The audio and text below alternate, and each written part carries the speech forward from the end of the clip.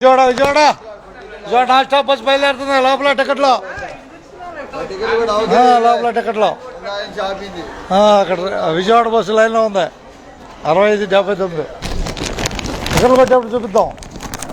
టికెట్లు కొట్టేటప్పుడు అది మీదేనా? విజయవాడ నాన్ స్టాప్ బస్సు బయలుదేరడానికి సిద్ధంగా ఉంది.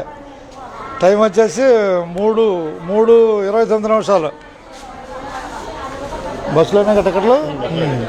బస్సులోని టికెట్లు విజయవాడ బయలుదేరుతుందా? అటు చూస్తుందా? విజయవాడ నాన్ స్టాప్ బస్సు బయలుదేరుతుంది.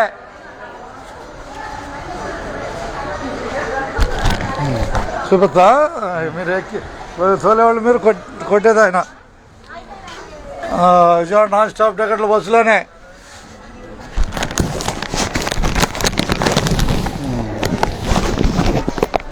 విజయవాడ తెనాలి నాన్ స్టాప్ బస్సులు తిరుగుతున్నాయి.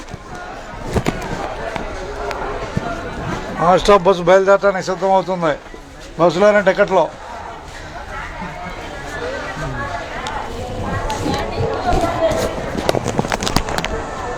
ఏదమ్మా ఆయన టికెట్ ఇస్తున్నారు.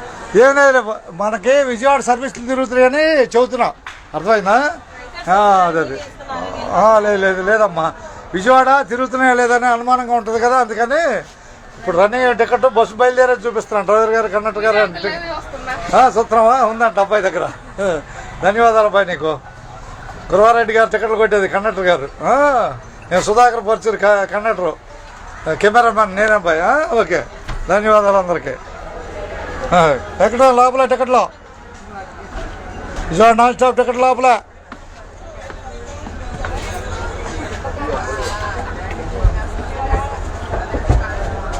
ఎక్కువ ఎక్కడ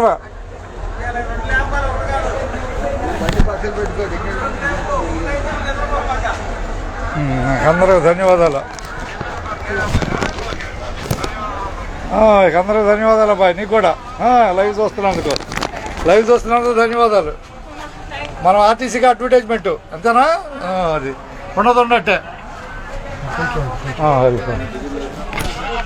ఇక మైకు లోపల టికెట్ ఉన్నాయి, సీట్లు ఉన్నాయి.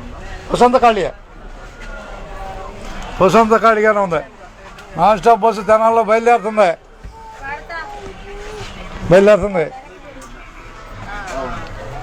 ఆయన టికెట్లు కొట్టేది లోపల ఉన్నారు. కొన్ని అడ్వర్టైజ్మెంట్లే, బస్సులు తిరుగుతున్నాయని తెలియటానికి గట్టిగా.